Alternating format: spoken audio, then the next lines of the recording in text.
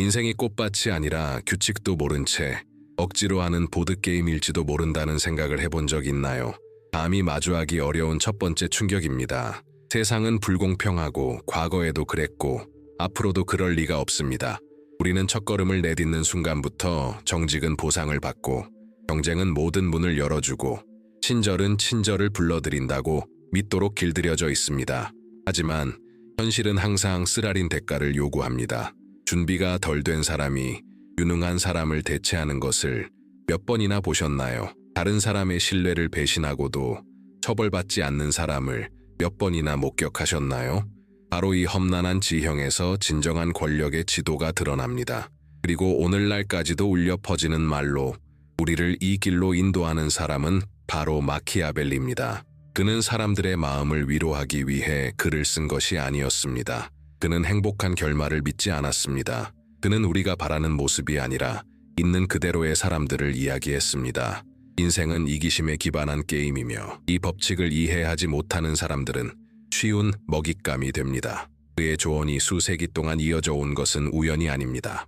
그의 조언은 르네상스 시대의 군주들뿐만 아니라 나약함을 용서하지 않는 사회에서 언젠가 생존의 게임에 직면하게 된 모든 사람에게 유용했습니다. 어둠의 정신은 환상이 무너지는 바로 그 순간에 탄생합니다. 배신이 어떤 육체적 타격보다 더 고통스러울 때, 무력이 영혼을 갈기갈기 찢어놓는 듯할 때, 패배가 역사의 종말을 알리는 듯할 때 말입니다. 바로 그 순간 많은 이들이 무너지고 다른 이들이 일어섭니다. 더 강해서가 아니라 고통을 렌즈로 바꾸는 법을 배웠기 때문입니다. 그들은 권력이 비명을 지르는 경우가 드물다는 것을 이해합니다. 권력은 속삭이고 조용히 움직이다가 다른 이들이 반응하기에는 너무 늦었을 때 비로소 모습을 드러냅니다.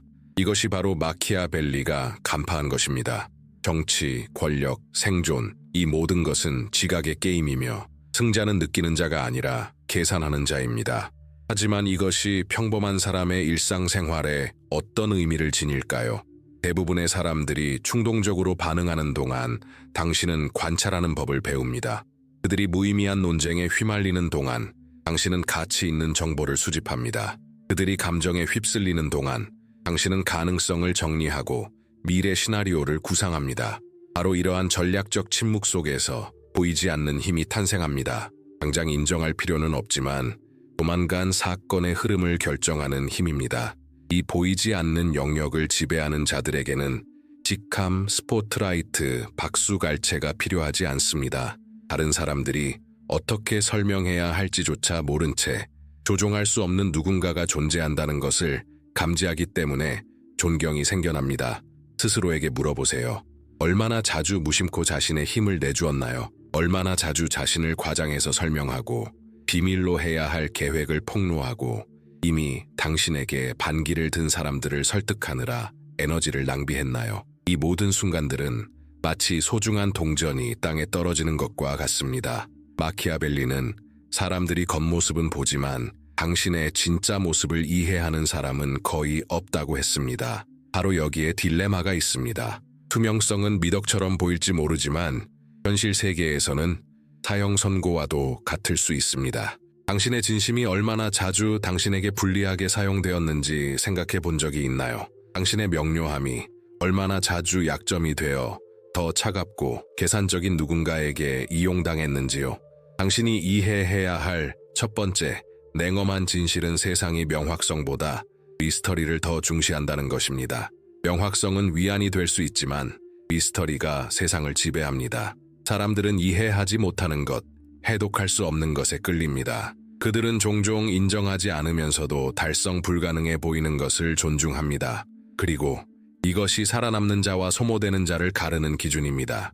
중요한 것은 거짓이나 잔인함이 아니라 삶이란 본질적으로 서사의 게임이며 자신이 보여주는 것을 통제하는 것은 다른 사람들이 믿는 것을 통제하는 것을 의미할 수 있다는 것을 이해하는 것입니다. 스스로에게 이렇게 질문해 볼 수도 있습니다. 윤리는 어떨까? 이렇게 행동하면 나 자신을 잃을 위험이 있을까? 이는 상식의 첫 번째 함정 중 하나입니다. 마키아벨리는 영혼의 무정부 상태가 아니라 전략적 규율을 주장했습니다. 그는 사랑받는 동시에 두려움을 받는 것이 항상 가능한 것은 아니며 종종 선택을 해야 한다는 것을 알고 있었습니다. 진정한 위험은 이러한 책임을 받아들이는 데 있는 것이 아니라 그런 책임이 존재하지 않는 척하는 데 있습니다. 얼마나 많은 지도자들이 선함만이 자신의 권력을 지탱해 줄 것이라고 믿었기에 몰락했을까요? 얼마나 많은 사람들이 현실이 선한 의도의 규칙을 따르지 않는다는 사실을 받아들이기를 거부함으로써 조용히 파멸했을까요? 바로 여기서 첫 번째, 미시적 갈등이 발생합니다. 정의만으로 충분하다고 계속 믿을 것인가? 아니면 순수함보다 전략이 더 중요하다는 것을 받아들이고 게임에 맞설 용기를 낼 것인가? 이 질문은 불편하지만 피할 수 없습니다. 삶과 마찬가지로 권력은 자신의 규칙을 밝히는 데 허락을 구하지 않습니다. 그리고 이 사실을 깨달을 때 두 가지 길이 열립니다. 상황에 따라 게임을 계속할 것인가? 아니면 말을 움직이는 법을 배울 것인가? 이것이 바로 어둠의 지성의 기능입니다.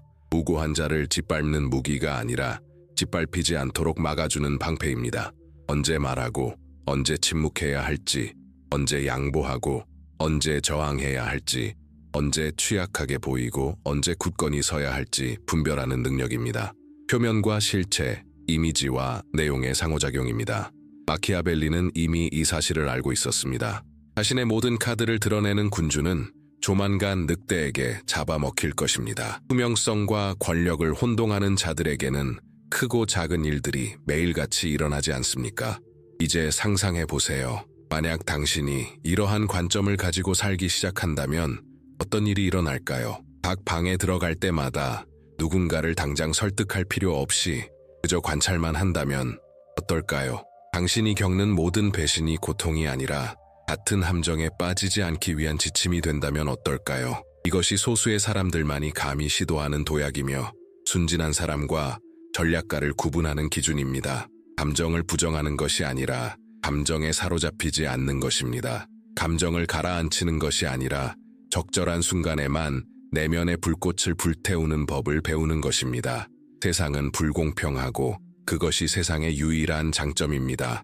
모두가 존재하지 않는 게임의 규칙을 기대하는 반면 우리는 자신만의 규칙을 만드는 법을 배웁니다. 이것이 마키아벨리가 우리에게 남긴 유산입니다. 절대적이고 불가능한 도덕적 완벽함이 아니라 사물이 실제로 어떻게 작동하는지에 대한 순수한 명확성을 열망하는 것입니다. 이러한 명확성을 받아들이는 사람들은 마침내 새로운 경지에 도달할 수 있습니다. 그리고 이것이 현대 세계가 답하기를 거부하는 질문입니다. 모두가 목숨을 걸고 있는 시대에는 비밀을 지키는 자들이 유리합니다. 모두가 소리치는 시대에는 침묵하는 법을 배우는 자들이 권력을 쥐고 있습니다. 모두가 설득하려 드는 사회에서 그저 지켜보는 자들이 이미 한 걸음 앞서 있습니다. 이러한 모순이 진정한 어둠의 마음을 키워줍니다. 하지만 이러한 지성이 권력의 첫 조짐 속에서 구체화되면 어떻게 될까요? 말과 행동을 줄이는 것이 실제로 영향력을 높일 수 있다는 것을 알게 되면 어떻게 될까요? 이것이 마키아벨리가 모든 학생에게 전수하는 첫 번째 핵심입니다. 모든 진실을 밝히지 마십시오. 따라서 다음 섹션에서는 평범한 것과 잊을 수 없는 것을 구분하는 원칙, 즉 계산된 불투명성을 살펴보겠습니다. 많은 상황에서 말하지 않은 것이 말한 것보다 더 큰 무게를 지닌다는 것을 느껴본 적이 있습니까?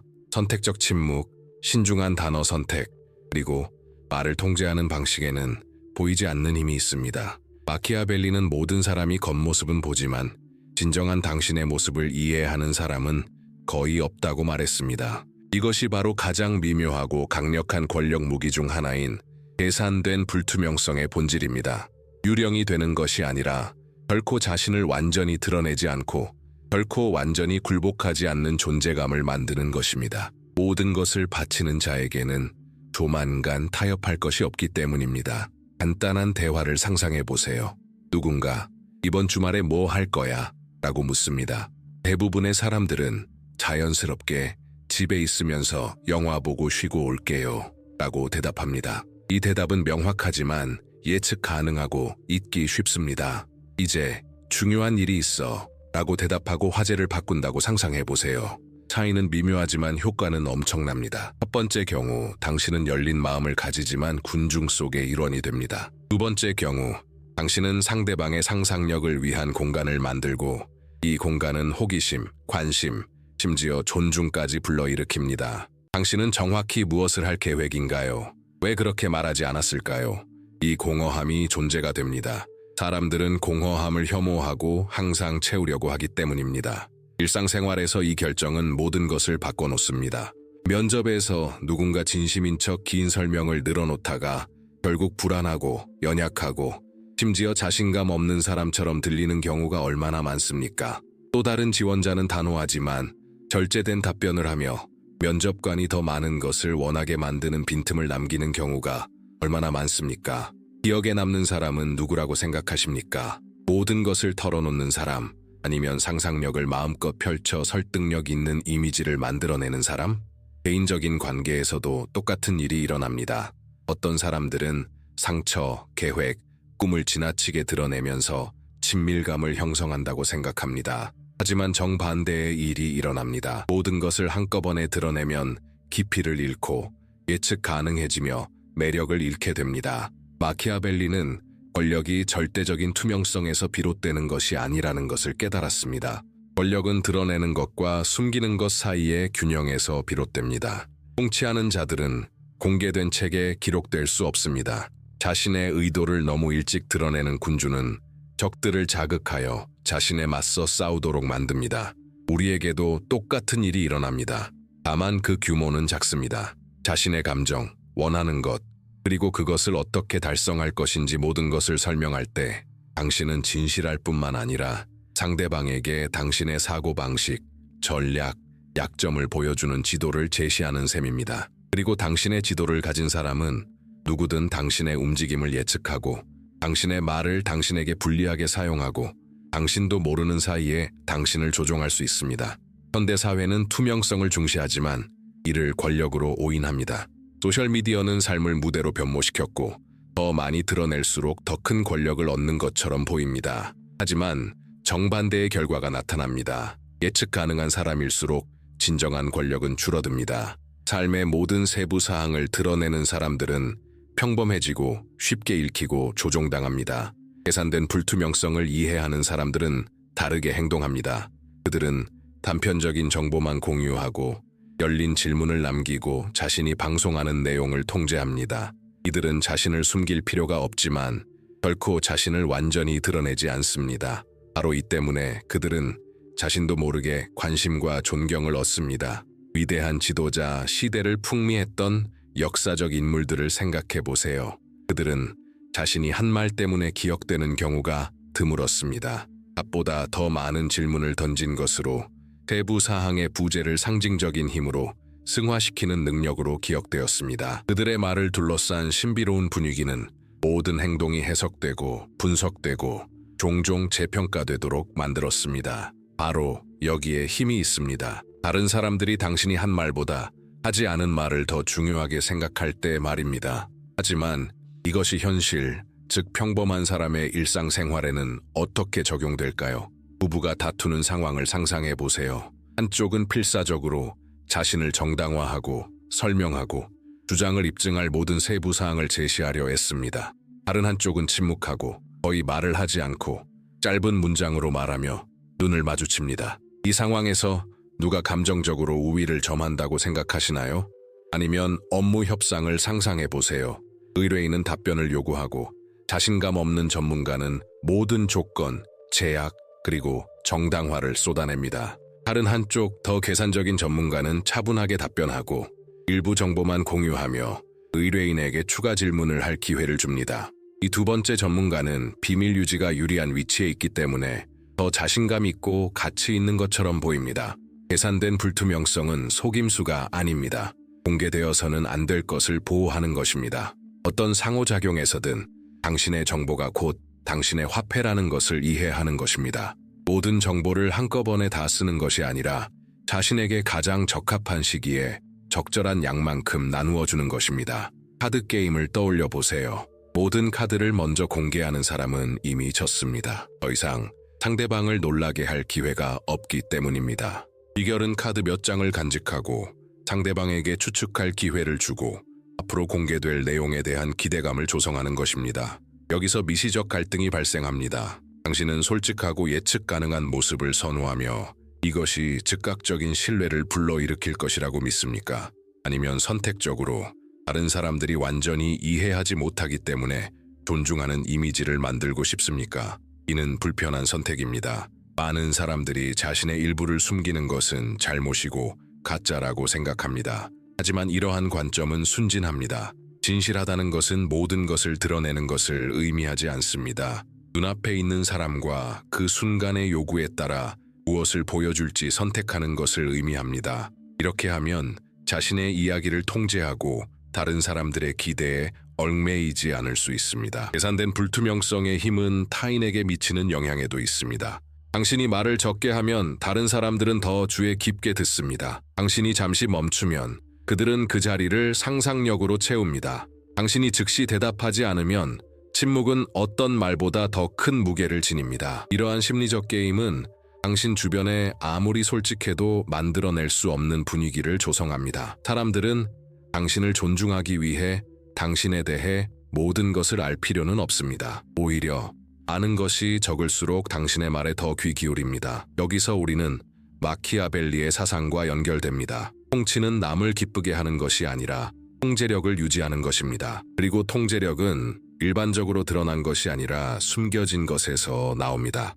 말이 많은 군주는 취약해지고 말이 적은 군주는 수수께끼 같은 존재가 되며 수수께끼는 예측 가능성보다 항상 더 강합니다. 우리 모두는 마음속 깊이 이 사실을 느낍니다. 수수께끼 같은 사람들이 우리를 끌어당기는 것은 그들이 거짓말을 해서가 아니라 우리가 상상하게 만들기 때문입니다. 그리고 상상력은 타인의 힘에 굴복하는 첫걸음입니다. 하지만 불투명함을 고립과 혼동해서는 안 됩니다. 세상과 단절된 채 비밀리에 사는 것이 아닙니다. 공유하는 것을 즐기는 것입니다. 미소 짓고 말하고 사람처럼 보일지 몰라도 항상 마음속에 무언가를 간직하고 있습니다. 항상 자신의 접근하기 어려운 부분, 난공불락의 내면을 간직하고 있습니다. 이 영역은 당신의 요새이자 당신이 주권을 유지하는 공간입니다. 그 누구도 당신을 완전히 통제할 수 없도록 보장합니다. 놀라운 점은 이런 선택성을 더 많이 연습할수록 사람들이 당신을 다르게 대하는 것을 더 많이 알아차릴 수 있다는 것입니다. 그들은 당신이 그저 수다를 떠는 것이 아니라는 것을 알기에 당신의 말에 귀 기울이기 시작합니다. 당신의 의견이 싸구려 돈처럼 주고받는 것이 아니기에 그들은 당신의 의견을 더 소중하게 여기기 시작합니다. 그들은 당신이 눈에 보이는 것 이상의 무언가를 가지고 있다고 느끼기 때문에 당신의 존재를 존중하기 시작합니다. 어색했던 침묵은 무기가 되고 차가움으로 여겨졌던 간결함은 매력적으로 변합니다. 이제 스스로에게 물어보세요. 너무 많은 것을 설명하느라 힘을 낭비한 적이 몇 번이나 됩니까? 계획을 너무 일찍 포기한 적이 몇 번이나 됩니까? 내면의 세계에 접근할 수 없는 사람들에게 마음을 연 적이 몇 번이나 됩니까? 이런 일이 일어날 때마다 당신은 더 예측 가능하고 더 평범해지고 더 취약해집니다. 계산된 불투명성을 가지고 노는 것은 자신을 낭비하지 않는 법을 배우는 것을 의미합니다. 자신에 대한 모든 단어, 모든 정보, 모든 세부 사항은 선물이 아닌 투자여야 한다는 것을 이해해야 합니다. 그리고 이 섹션의 마지막 결론이 나옵니다. 자신의 이야기를 통제하는 자가 세상에서 자신의 위치를 통제한다는 것입니다. 무엇을 숨기느냐는 무엇을 드러내느냐만큼 중요합니다. 무엇을 비밀로 하느냐는 무엇을 말하느냐만큼 중요합니다. 이것이 바로 계산된 불투명성의 핵심입니다. 침묵을 존재로, 비밀을 힘으로, 그리고 선택권을 전략적 무기로 바꾸는 것입니다. 하지만 이것이 첫 번째 열쇠라면 필연적으로 다음과 같은 질문이 제기됩니다. 우리는 어떻게 본질을 잃지 않고 다양한 형태의 생명에 적응할 수 있을까요? 어떻게 우리를 둘러싼 견고한 바위를 잃지 않고 다양한 형태를 띠는 물이 될 수 있을까요? 이것이 바로 다음 교훈입니다. 적응적 성격의 기술입니다. 그리고 여기서 마키아벨리는 다시 한번 우리를 인도하며 생존은 무기력한 자에게만 필요한 것이 아니라 본질을 해체하지 않고 변화하는 법을 아는 자에게만 필요한 것임을 보여줍니다. 진정한 나 자신은 단 하나만 있는 게 아니라는 걸 깨달은 적 있나요? 친한 친구에게 말하는 방식과 상사나 낯선 사람에게 행동하는 방식을 비교해보세요. 모든 상황은 새로운 모습을 만들어내지만 그 모습은 모두 당신입니다. 이러한 적응 능력은 부정직함의 표시가 아니라 전략적 지능의 표시입니다. 마키아벨리는 겉모습, 즉 자신이 보여주는 이미지가 본질만큼이나 중요하다는 것을 알고 있었습니다. 그는 군주는 자비롭고 정직하고 인도적이며 종교적으로 보여야 한다고 말했습니다. 비록 실제로는 국가의 생존을 위해 그 반대가 되어야 할지라도 말입니다. 저는 이러한 유연성, 행동을 조절하는 능력을 적응적 성격이라고 부릅니다. 이러한 자연스러운 변화에 저항하는 대신 의도적으로 받아들이는 법을 배운다면 어떨까요? 대부분의 사람들은 진정성과 타인을 기쁘게 하려는 욕구 사이에서 갈등합니다. 그들은 진정성이란 어떤 상황에서든 변함없는 모습을 유지하는 것이라고 생각합니다. 하지만 사실은 그렇지 않습니다. 진정성이란 자신의 모습에 적응함으로써 자신의 원칙을 유지하는 것입니다. 같은 본질을 유지하지만 상황에 따라 다른 옷을 입습니다. 우리 용기 안에서 스스로 형태를 만들어 본질을 유지하듯 주변 환경의 기대에 적응함으로써 자신의 본질을 보존합니다. 이것이 군중 앞에서든 사적인 대화에서든 어떤 환경에서든 자신을 지배하는 비결입니다. 이제 실제 상황을 상상해 봅시다. 면접에서 마치 친구들과 술집에 있는 것처럼 일관성 없이 말하는 지원자는 진지하게 받아들여질 가능성이 낮습니다. 하지만 격식 있는 언어, 리듬, 그리고 면접관이 중요하게 생각하는 단어를 이해하는 지원자는 더 빨리 관계를 형성하고 유리한 고지를 점합니다. 두 사람 모두 진정성을 가지고 있을까요? 네, 그렇습니다. 하지만 이 상황에서 진정성을 가장 효과적으로 전달할 수 있었던 사람은 단 한 명뿐이었습니다. 실패와 승진의 차이는 바로 이러한 의식적인 적응에 있을지도 모릅니다. 하지만 어려운 질문이 생깁니다. 적응은 어느 지점에서 복종으로 변할까요? 이는 미묘한 경계선입니다. 주변 사람들에게 너무 안주하다 보면 본래 역할을 잊은 배우처럼 자신을 잃어버릴 수도 있습니다. 적응력이 뛰어난 성격은 감옥이 아닌 도구로 사용될 때만 강해집니다. 핵심은 바꾸거나 왜곡할 수 없는 자신의 불변하는 가치관을 명확하게 이해하는 것입니다. 어조, 어휘, 자세는 바꿀 수 있습니다. 하지만 자신의 진실성, 즉 본질은 바꿀 수 없습니다. 그렇지 않으면 그것은 더 이상 전략이 아니며 공허한 위장이 될 것입니다. 경찰, 마음속 깊이 원하지 않았던 상황에서 받아들여지기 위해 얼마나 많은 삶을 희생해왔습니까? 얼마나 자주 자신의 목소리를 더 이상 알아볼 수 없을 정도로 왜곡했습니까? 적응이라는 게임은 당신의 본질을 앗아갈 수 없습니다. 오히려 그것을 지키기 위해 정밀하게 진행되어야 합니다. 유연성은 적대적인 지형을 무너지지 않고 헤쳐나갈 수 있게 해주는 갑옷과 같습니다. 단단한 것은 부서지고 적응하는 것은 시간의 시련을 견뎌냅니다. 이 기술은 침묵의 힘의 또 다른 기둥인 초연함과 직접적으로 연관되어 있습니다. 마키아벨리는 동시에 두 가지가 될 수 없다면 사랑의 대상보다 두려움의 대상이 되는 것이 더 안전하다고 말했습니다. 이 구절에는 심오한 진실이 숨겨져 있습니다. 타인의 사랑, 인정 또는 승인에 대한 과도한 집착은 사슬이 된다는 것입니다. 상실을 두려워하는 자는 굴복할 운명입니다. 상실을 두려워하지 않는 자는 확고한 협상의 자유를 얻습니다. 협상에서 가장 자신감 있는 사람은 보통 말을 많이 하는 사람이 아니라 언제든 양보할 수 있는 사람이라는 것을 알아차린 적이 있나요? 이러한 태도는 오만함이 아니라 절박함의 부족에서 비롯됩니다. 협상할 필요가 없는 사람이 더 잘 해냅니다. 두려움이 없는 사람이 더 현명한 결정을 내립니다. 초연함은 냉정함이 아니라 명확함입니다. 어떤 상황이든 내가 져도 나는 여전히 온전할 것이다 라는 생각으로 바라보는 것입니다. 이처럼 드물고 강력한 감정은 압박 속에서도 사람을 무너뜨릴 수 없게 만듭니다. 한 파트너가 버림받을까봐 두려워하고 다른 한 명은 그 짐을 짊어질 준비가 되어 있지 않은 관계를 상상해 보세요.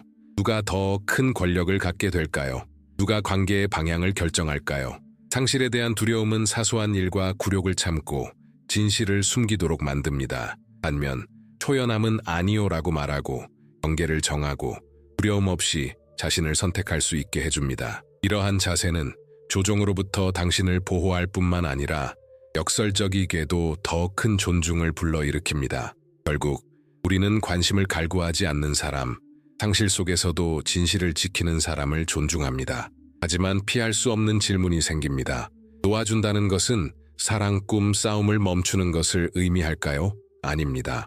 그것은 노예가 되지 않고 사랑하고 자신을 잃지 않고 꿈꾸고 절망하지 않고 싸우는 것을 의미합니다. 그것은 사물의 가치를 인식하지만 그것들에 너무 집착하여 마음과 결정을 통제하지 않는 내면의 상태입니다. 마치 무언가를 붙잡고 있으면서도 놓아줘야 할 때면 여전히 살아있다는 것을 아는 것과 같습니다. 적응력과 초연함 사이의 균형이 바로 자석 같은 존재감을 만들어냅니다.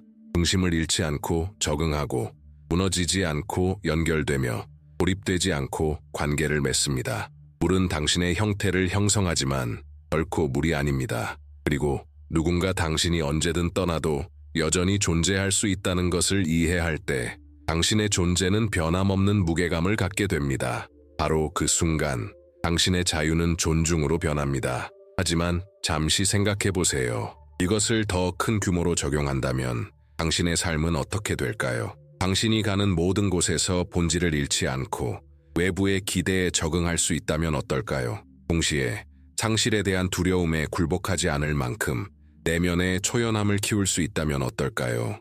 이 조합은 강력한 역설을 만들어냅니다. 겉으로는 유연하지만 내면은 깨지지 않는다는 것입니다. 이것이 바로 마키아벨리가 누구보다 잘 이해했던 보이지 않는 갑옷입니다. 위신을 잃지 않고 가면을 바꾸는 왕자가 군림합니다. 상실을 두려워하지 않고 사랑하는 남자가 존경을 받습니다.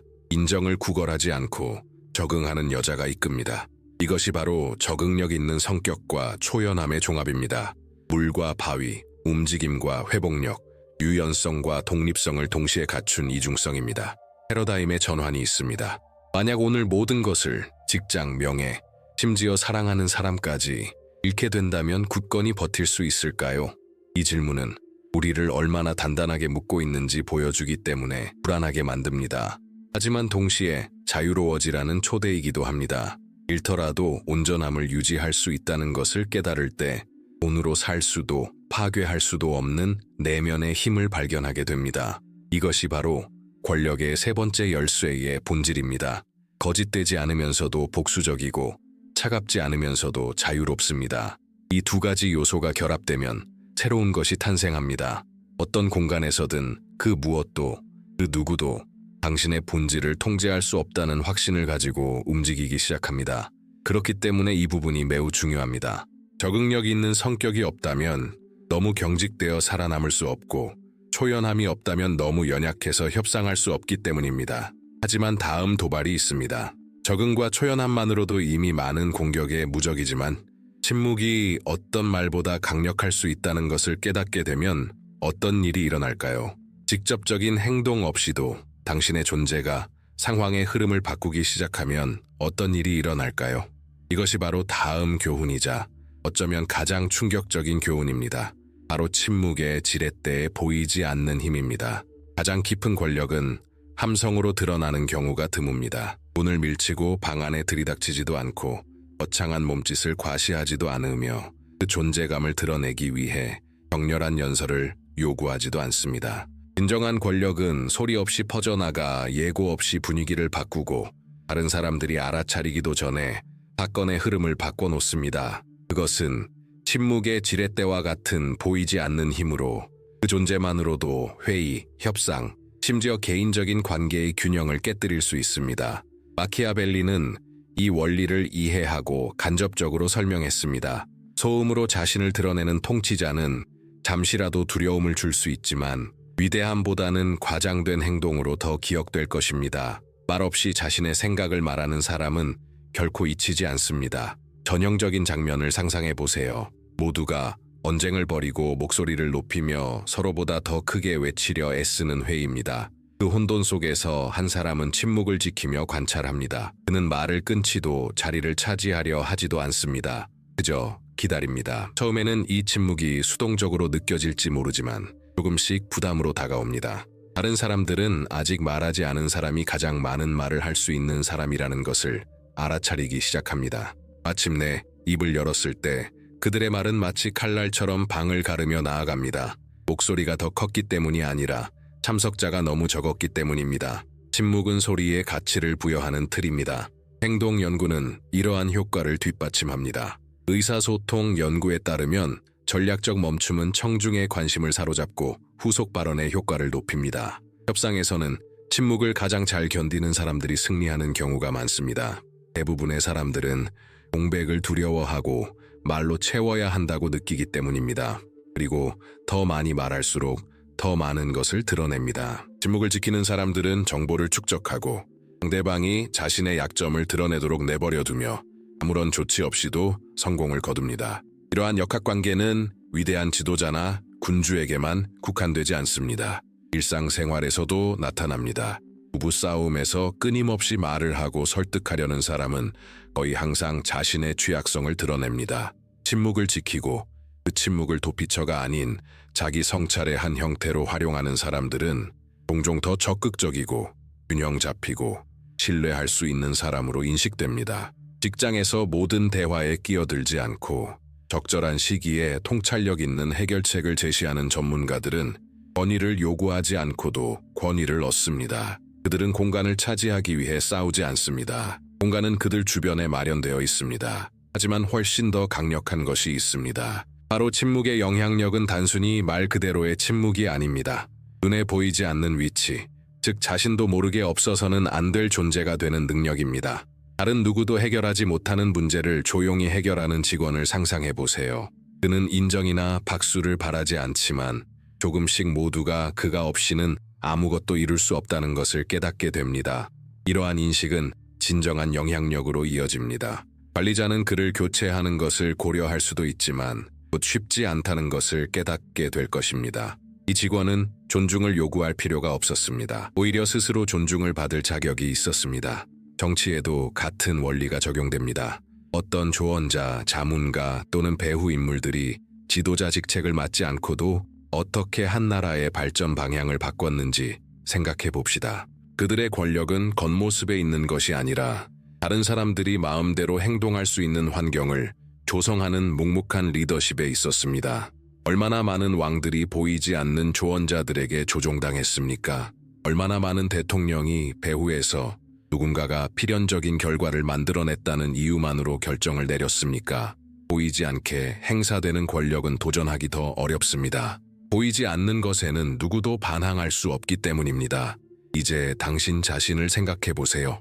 당신은 얼마나 자주 당신의 의견을 강요하려 했고 저항에 부딪혔습니까?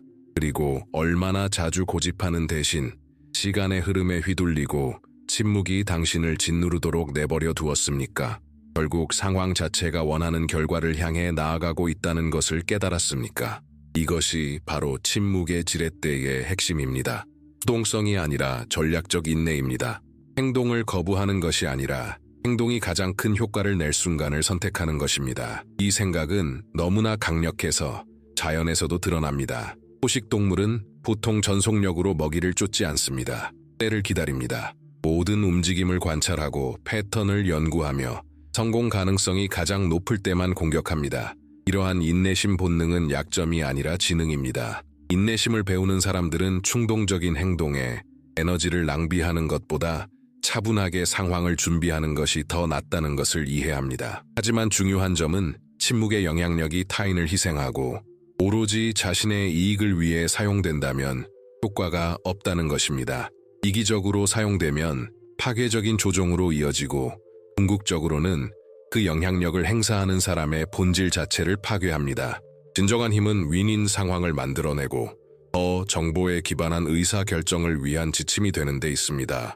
이렇게 하면 당신의 힘은 커질 뿐만 아니라 지속될 것입니다. 전략적 침묵에서 비롯되는 존경은 강요를 통해 얻는 존경보다 더 오래갑니다. 흥미롭게도 최근 다국적 기업의 리더십에 대한 통계에 따르면 가장 존경받고 따르는 리더는 말이 많은 사람이 아니라 경청하는 사람입니다. 하버드 비즈니스 리뷰에서 실시한 설문조사에 따르면 직원들은 말이 적고 경청하는 리더를 신뢰하는데 이는 이러한 행동이 통제력과 안정성을 보여주기 때문입니다. 이는 무행동을 의미하는 것이 아니라 필요할 때만 신중한 행동을 취한다는 것을 의미합니다. 이러한 리더들의 존재는 끊임없는 발언의 필요성을 없애는 업무 환경을 조성합니다. 이제 상황을 다른 관점에서 살펴보겠습니다. 당신은 침묵의 편안함을 느끼십니까? 아니면 모든 멈춤을 말과 설명, 그리고 정당화로 채워야 하는 사람입니까? 당신의 대답은 당신이 침묵의 영향력을 얼마나 잘 이해하고 있는지 보여줍니다. 침묵을 참을 수 없는 사람들은 침묵 속으로 성급하게 뛰어들어 숨겨왔던 정보를 드러내고 기다림의 이점을 잃는 경향이 있습니다. 침묵의 불편함을 감내하는 사람들은 다른 사람들이 두려워하는 곳에서도 침착함을 발산하기 때문에 자연스럽게 더 큰 영향력을 발휘하게 됩니다. 이 기술은 또한 심오한 심리적 차원을 지닙니다. 침묵은 단순히 소리가 없는 것이 아니라 다른 사람들이 자신의 두려움, 불안감, 그리고 기대를 투사하는 빈 캔버스와 같습니다. 스트레스가 많은 상황에서 침묵을 지키면 다른 사람들은 당신이 무슨 생각을 하는지 짐작하기 시작합니다. 그리고 거의 항상 그들의 상상은 현실을 초월합니다. 이러한 상상은 그들로 하여금 자신의 입장을 의심하고 철회하고 재고하게 만듭니다. 당신의 침묵은 어떤 주장보다 더 설득력 있게 다가옵니다. 하지만 조심하세요. 침묵은 수동적인 것이 아닙니다. 침묵의 영향력은 단순히 가만히 앉아 기적을 기다리는 것이 아닙니다. 모든 움직임에 앞서 관찰과 가장 큰 영향을 미치는 순간에 내뱉는 모든 말이 의도적인 행동입니다. 상대방이 빠른 움직임에 에너지를 쏟는 동안 체스 선수가 몇 분 동안 움직이지 않고 바둑판을 응시하는 모습을 상상해 보세요. 그가 마침내 움직임을 취하는 순간 게임의 판도는 완전히 달라집니다.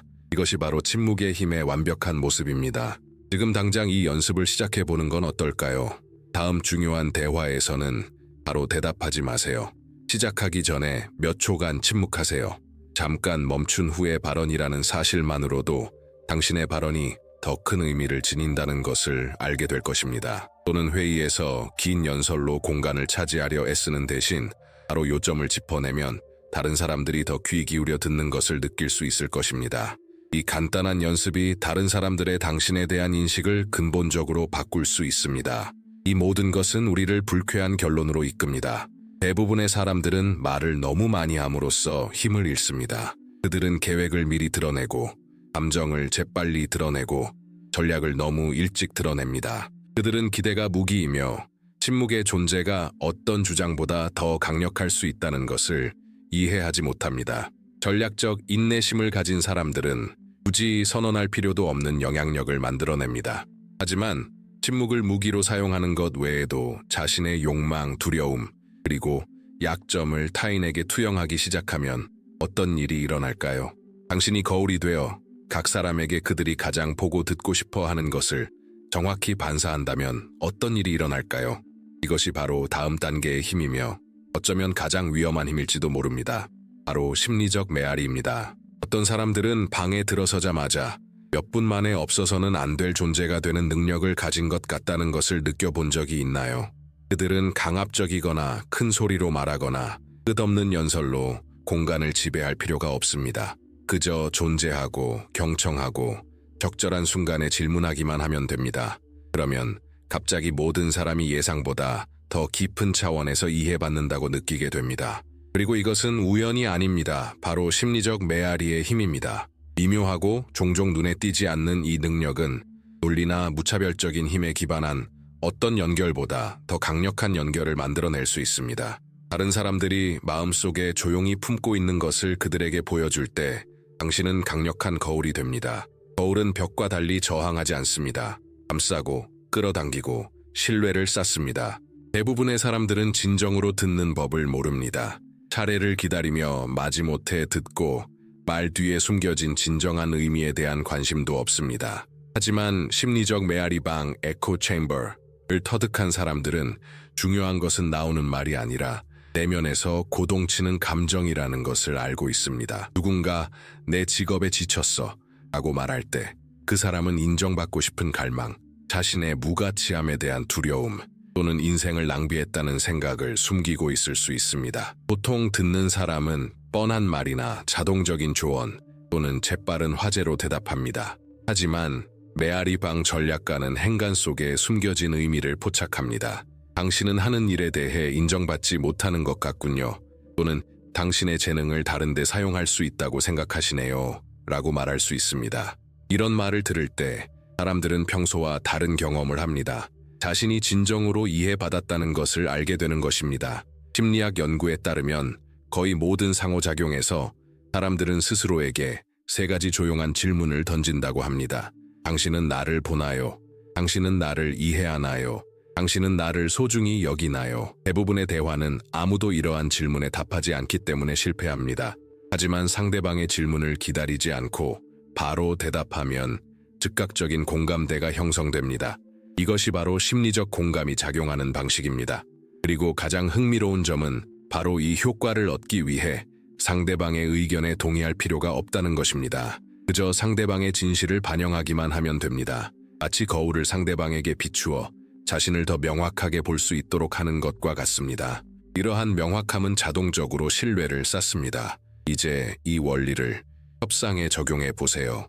상대방이 돈뿐만 아니라 인정도 원한다는 것을 이해한다면 이 표현을 사용하여 대화를 명예, 지위 또는 영향력으로 이끌 수 있습니다. 누군가가 비논리적이기 때문이 아니라 통제력을 잃을까 봐 두려워 어떤 아이디어를 거부한다는 것을 인지한다면 기술적인 주장을 고집하지 않고 신뢰를 회복할 수 있습니다.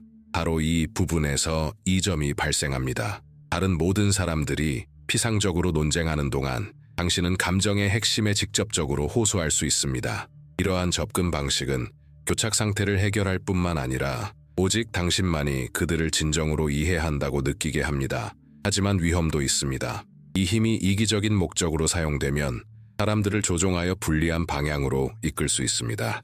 따라서 심리 생태학은 윤리를 요구합니다. 조종과 영향력의 차이는 의도에 있습니다. 조종은 자신에게만 이롭습니다. 영향력은 양측 모두에게 이로운 해결책을 제시합니다. 상대방이 이해받고 동시에 자신에게도 이롭다고 느낄 때 형성된 연결은 사실상 끊을 수 없습니다. 이 메커니즘은 마키아벨리가 예견했던 또 다른 측면, 즉 모호한 도덕성과 연결되어 있습니다. 세상은 선과 악 사이에서 명확한 선택을 거의 제공하지 않습니다. 우리는 거의 항상 미묘한 차이, 즉 모든 결정의 대가가 따르는 딜레마에 직면합니다. 마키아벨리는 사랑과 두려움 사이에서 선택에 직면했을 때 사랑은 변덕스럽기 때문에 두려움을 느끼는 것이 더 안전하다고 말했습니다. 이 말은 잔혹함을 미화하는 것이 아니라 겉으로 보이는 친절함이 확고함보다 안정성을 보장하는데 더 효과적일 수 있음을 인정하는 것입니다. 이는 가장 아름다운 것이 아니라 생존을 보장하는 것에 기반하여 결정을 내려야 할 필요성을 드러냅니다. 진실을 말하는 것이 잔인해 보이지만 침묵을 지켰다면 더 큰 재앙을 초래했을 상황에 처해 본 적이 있나요? 누군가를 당장의 고통으로부터 보호할 것인가? 아니면 장기적인 함정에 빠지게 할 것인가? 이것이 바로 모호한 도덕성의 본질입니다. 친절해 보이는 것이 항상 장기적으로 공평한 것은 아닙니다. 가혹해 보이는 것이 항상 진정으로 잔인한 것은 아닙니다. 지금 고통스러운 행동이 미래에 그들을 구원할 유일한 방법인 경우가 많습니다. 이러한 불편한 논리가 전략가와 몽상가를 구분합니다. 실제 사례는 셀 수 없이 많습니다. 직원의 부정행위를 발견한 관리자는 쉬운 방법을 택해 직원에게 다시 기회를 주고 그것이 동정심의 표시라고 생각할 수도 있습니다. 하지만 그 대가는 팀 전체에 해를 끼치고 고객을 오도하며 신뢰를 무너뜨릴 수 있습니다. 다른 관리자는 결과를 인지하고 잔인해 보일지라도 신속하게 조치를 취해 직원을 해고할 수 있습니다. 첫 번째 접근 방식은 친절해 보일 수 있지만 파멸을 초래합니다. 두 번째 접근 방식은 가혹해 보이지만 모두를 보호합니다. 이것이 바로 이중잣대의 관행입니다. 수익성이 아닌 진정으로 최상의 결과를 가져오는 것에 따라 결정을 내리는 것입니다. 이러한 딜레마는 개인적인 관계에서도 발생합니다. 파괴적인 관계에 처한 친구를 상상해 보세요. 행복해, 마음을 따르렴 이라고 말하며 미소 짓는 것이 더 쉽지만 이러한 겉보기의 친절한 태도는 고통을 더 오래 지속시킬 뿐입니다. 솔직함과 자신을 해치고 있어 이 상황에서 벗어나야 해 라는 말은 당장은 고통스러울 수 있지만 누군가를 수년간의 상실과 고통에서 구해낼 수 있습니다.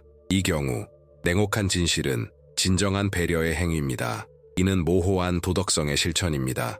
무정해 보이지만 마음 깊은 곳에서는 변화를 만들어낼 수 있는 유일한 방법인 행동을 선택할 용기입니다. 이제 생각해 보세요. 당신은 미래에 큰 이익을 가져다 줄 자신의 행동이 오해받을 것을 감수할 의향이 있습니까? 아니면 당신이 소중히 여기는 것을 조용히 파괴하는 것을 의미하더라도 미덕의 이미지를 유지하고 싶습니까? 이것이 바로 마키아벨리가 모든 통치자에게 던지는 선택이며 우리 모두가 중요하든 사소하든 결정을 내릴 때 매일 직면하는 문제입니다. 도덕적 모호성은 또한 명확한 경계를 요구합니다. 이는 이기심에 대한 변명이나 어떤 행동을 정당화하는 수단이 아닙니다. 이는 결코 넘지 않을 한계를 정의해야 하는 책임 영역입니다. 이것이 윤리적 전략가와 원칙 없는 조종자의 차이입니다. 어떤 한계는 권력을 희생하더라도 타협할 수 없다는 것을 아는 사람이 있는가 하면 어떤 한계는 편의를 위해 어떤 원칙도 희생하는 사람이 있습니다. 도덕적 모호성은 원칙의 부족이 아니라 복잡한 상황에서 원칙을 적용하려면 유연성이 필요하다는 인식에서 비롯됩니다. 이러한 이해는 권력, 리더십, 심지어 대인관계에 대한 당신의 접근 방식을 변화시킵니다. 당신은 어떤 대가를 치르더라도 칭찬만 바라는 사람처럼 행동하지 않고 중요한 것을 뒷받침하는 결과를 위해 노력하는 사람처럼 행동하기 시작합니다. 당신은 심리적 반향시를 활용하여 사람들과 소통하고 깊이 이해하고 그들이 필요한 것을 찾도록 돕는 법을 배우게 됩니다. 동시에 당신은 모호한 도덕성을 활용하여 비록 당신의 자아상을 손상시키더라도 전체를 보호하는 결정을 내리게 됩니다. 이 조합의 결과는 거의 항상 예상치 못한 결과를 가져옵니다. 완벽해서가 아니라 진실하기 때문에 신뢰할 수 있는 사람이 되는 것입니다. 끊임없이 남을 기쁘게 하려 하지 않고 손쉬운 박수갈채를 바라지 않으며 인위적인 친절에 에너지를 낭비하지 않습니다. 말은 적게 하지만 그 과정에서 다른 사람들의 진실을 반복합니다. 행동은 적게 하지만 그 과정에서 결과를 받아들입니다. 이러한 토대에서 지속적인 존경이 탄생합니다. 하지만 게임은 아직 끝나지 않았습니다. 다른 사람들이 당신을 어떻게 인식하고 당신이 자신의 이야기를 어떻게 관리하는지, 즉 자신에 대해 무엇을 공유하고 최종 결과에 얼마나 집착하는지를 재정의하는 마지막 단계가 있습니다. 모두가 너무 공개적으로 드러나는 세상에서는 자신의 존재감을 통제하는 사람들이 승리합니다. 그리고 모두가 과정에 얽매이는 사회에서는 결과에 집중하는 사람들이 지배합니다. 이것이 마지막 열쇠이자 순환의 정점이 될 것이며 지금까지 배운 모든 것이 통합되어 실천으로 이어질 것입니다. 당신은 아직 완전히 깨어나지 않은 내면의 무언가를 감지했기에 여기까지 왔습니다. 이 여정을 통해 우리는 지배자들 간의 권력 투쟁뿐 아니라 관계, 결정, 그리고 운명을 형성하는 조용한 갈등까지 지배하는 숨겨진 원리들을 탐구했습니다. 우리는 계산된 불투명성이 어떻게 당신의 본질을 보호하는지, 적응적 성격이 어떻게 문을 여는지, 초연함이 어떻게 자유를 주는지, 조용한 지렛대가 어떻게 말없이 환경을 바꾸는지, 심리적 메아리가 어떻게 깨지지 않는 유대감을 형성하는지, 그리고 모호한 도덕성이 어떻게 미묘한 차이의 세계에서 행동할 용기를 불러일으키는지 살펴보았습니다. 이제 이 마지막 부분에서는 두 가지 마지막 열쇠로 이 원을 마무리합니다. 바로 열린 마음을 다스리는 것과 결과에 대한 집착을 키우는 것입니다. 이 두 가지가 합쳐지면 그림이 완성될 뿐만 아니라 지금까지 부족했던 것, 즉 지식을 행동으로 옮기기 위한 실질적인 계획이 제공됩니다.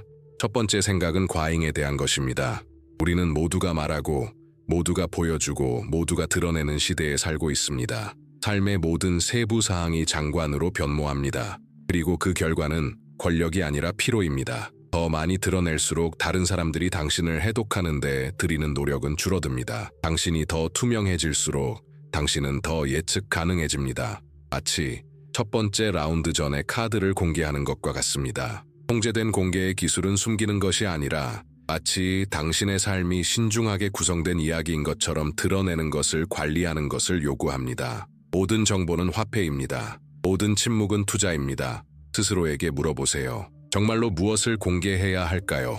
무엇을 보존할 수 있을까요? 그리고 무엇보다도 적절한 순간에만 공개하면 가장 큰 영향을 미칠 것은 무엇일까요? 이것이 충동적으로가 아니라 전략적으로 선택하는 힘입니다. 이제 두 번째 기둥, 결과에 대한 집착을 살펴보겠습니다. 당신은 얼마나 자주 무의미한 논쟁에 빠져 자신이 옳다는 것을 증명하려고 애썼습니까? 진짜 목표는 훨씬 더 큰 것을 성취하는 것이었는데 말입니다. 얼마나 자주 자존심 때문에 자신의 관점을 옹호했습니까? 그것이 원하는 것에 더 가까이 다가가게 해주지 않을 거라는 것을 알면서도 말입니다. 결과에 대한 집착은 허영심, 항상 옳아야 한다는 유치한 욕망, 그리고 아무 소용없는 싸움에 에너지를 낭비하는 것에 대한 해독제입니다. 마음속의 핵심 질문을 바꾸십시오. 더 이상 이 논쟁에서 어떻게 이길 수 있을까가 아니라 내가 정말로 이루고 싶은 것은 무엇일까가 되어야 합니다. 이러한 초점의 변화는 당신의 행동을 완전히 변화시킵니다. 직장 갈등에서 이런 상황이 어떻게 전개되는지 상상해 보세요. 다른 사람들이 누가 옳고 그른지 논쟁하는 동안 당신은 스스로에게 어떤 결과가 나와 프로젝트에 도움이 될까라고 묻습니다. 결과에 집중하면 무의미한 싸움에 에너지를 낭비하지 않습니다. 대신 진정으로 중요한 것에만 집중할 수 있습니다. 이것이 단기적인 승리와 장기적인 승리의 차이입니다. 하지만 이 모든 것이 단순한 생각으로만 남는다면 아무 소용이 없을 것입니다. 지식을 매일 실천해야 합니다. 지금 당장 시작할 수 있는 간단하지만 효과적인 전략 계획을 소개합니다. 먼저 지금까지 다룬 여러 가지 특성 중 하나만 고르세요. 딱 하나만요. 한꺼번에 다 받아들이려 하지 마세요. 진정한 변화는 덧없는 열정이 아니라 작고 꾸준한 노력으로 이루어지기 때문입니다. 스스로에게 물어보세요. 이 원칙들 중 지금 이 순간 나에게 가장 공감되는 것은 무엇일까요? 상실에 대한 두려움에 갇힌 듯한 초연함일 수도 있고, 진정으로 귀 기울이는 법을 아직 배우지 못했다는 것을 깨닫는 심리적 메아리일 수도 있습니다. 자신을 과도하게 노출시켜 취약하게 만드는 통제된 노출일 수도 있습니다. 무엇이든 하나만 고르세요. 둘째, 이 자질을 7일 동안 꾸준히 연습하세요. 하지만 마음 챙김을 실천하세요.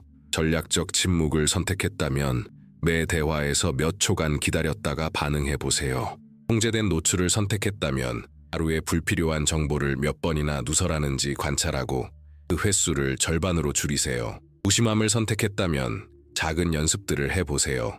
이기기 위해 노력하지 않고, 논쟁에서 지는 것을 허용하고, 비판에 반응하지 않고, 실망할까봐 두려워하지 않고 아니요 라고 말할 수 있도록 하세요. 이 간단한 연습들을 7일 동안 반복하면 당신의 사고방식이 바뀌기 시작할 것입니다. 셋째, 자신의 느낌을 기록하세요. 노트나 휴대폰에 파일을 저장해 두세요. 무엇을 느꼈는지, 다른 사람들의 반응은 어땠는지, 어떤 기분이었는지 적어 두세요. 이러한 기록은 보기보다 훨씬 중요합니다. 기록이 없으면 잊어버리거나 진행 상황을 축소하거나 패턴을 간과하게 됩니다. 기록이 있으면 자신의 진행 과정을 보여주는 지도를 만들 수 있고, 이 지도는 앞으로 나아가는 데 귀중한 도구가 될 것입니다. 넷째, 7일 후에 다른 특성을 선택하세요. 이전 특성을 지우지 마세요. 그냥 사라질 뿐입니다. 매주 당신의 삶의 어두운 지성에 새로운 층을 더합니다. 단 몇 주 만에 진정한 변화를 느낄 수 있을 것입니다. 자세가 더 단호해지고, 말투가 더 존중스러워지며, 침묵이 더 강해지고, 존재감이 더 강해질 것입니다. 차갑거나 거리를 두기 때문이 아니라 모든 단계에서 감정과 전략을 조화시키는 법을 배웠기 때문입니다. 그리고 기억하세요. 이 모든 것에는 윤리가 필요합니다. 윤리 없는 권력은 파괴합니다. 윤리를 갖춘 권력은 보호하고, 고무하고 변화시킵니다. 목표는 무고한 사람들을 조종하는 것이 아니라 자신을 조종으로부터 보호하는 것입니다. 다른 사람들을 지배하는 것이 아니라 자신을 지배하는 것입니다. 다른 사람들의 약점을 이용하는 것이 아니라 혼돈 속에서 명확성을 기르는 것입니다. 바로 이것이 마키아벨리가 여전히 중요한 이유입니다. 그는 세상을 우리가 원하는 모습이 아니라 있는 그대로 묘사했기 때문입니다. 그리고 이러한 명확성 덕분에 우리는 결코 이해할 수 없는 판 위에 눈먼 말처럼 사는 대신 현명하게 플레이할 수 있습니다. 이제 내면을 들여다보세요. 스스로에게 물어보세요. 다른 사람들의 변덕을 계속 따라가고 싶은가요? 아니면 스스로의 현실을 만들어가고 싶은가요? 불필요한 설명을 하고, 과하게 공유하고, 통제할 수 없는 것에 매달리고 싶은가요? 아니면 더 고요하고, 더 계산적이고, 더 깊이 있고, 무엇보다 더 자유롭게 다르게 살아갈 준비가 되어 있나요? 이 질문들은 단순한 수사가 아닙니다. 초대장과도 같습니다. 구경꾼에서 벗어나 단번에 당신 이야기의 작가가 되라는 초대장입니다. 결국 모든 것은 선택에 달려 있습니다. 예측 가능하고 통제하기 쉬운 군중 속의 한 인물이 되고 싶습니까? 아니면 아무도 예측할 수 없는 방식으로 상황을 관찰하고 계산하며 움직이는 조용한 전략가가 되고 싶습니까? 그 길은 쉽지 않습니다. 삶은 결코 공평하지 않았다는 불편한 현실을 직시하는 데에는 규율과 연습, 그리고 용기가 필요합니다. 하지만 진정한 힘은 바로 이러한 수용에서 탄생합니다. 어떤 상황에서도 살아남을 뿐만 아니라 번영할 수 있는 힘 말입니다. 이 영상을 통해 반성하게 되었다면, 그리고 더 이상 무시할 수 없는 불꽃이 생겼다면 화면이 꺼져도 그 불꽃이 꺼지지 않도록 하세요. 좋아요를 눌러주시고 채널을 구독하고 알림을 설정해 주세요. 그러면 이 전략적 깨달음에 활력을 불어넣는 콘텐츠를 계속 받아보실 수 있습니다. 댓글에 여러분의 경험, 질문 또는 어려움을 공유해 주세요. 익명으로 자유롭게 남겨주셔도 좋지만 비밀로 남겨두지는 마세요. 여러분의 생각이 같은 싸움을 조용히 겪고 있는 다른 누군가에게 길을 밝혀줄 수도 있습니다. 이제 결정은 당신의 손에 달려 있습니다. 지식을 실천으로, 성찰을 행동으로, 전략을 행동으로 옮기세요. 완벽할 필요는 없지만 자각하는 것은 필수적입니다. 그리고 모든 단계에서 기억하세요. 진정한 힘은 외부에서 강요되는 것이 아니라 내면에서 얻어지는 것입니다.